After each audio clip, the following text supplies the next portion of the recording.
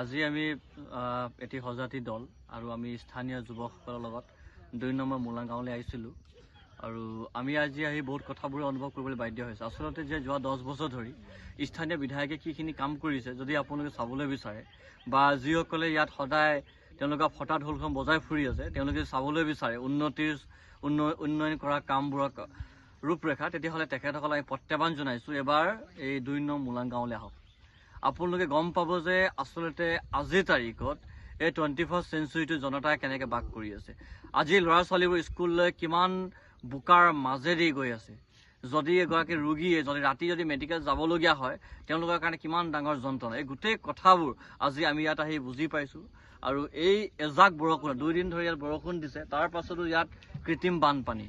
ইয়াৰ যি যাতায়াতৰ কোনো ব্যৱস্থা নাই, মানুহবোৰে সৰু সৰু নাও লৈ গৈ আছে। ইয়াৰ প্ৰশাসনৰ কোনো চকু মেলিয়ে চাব পৰা নাই।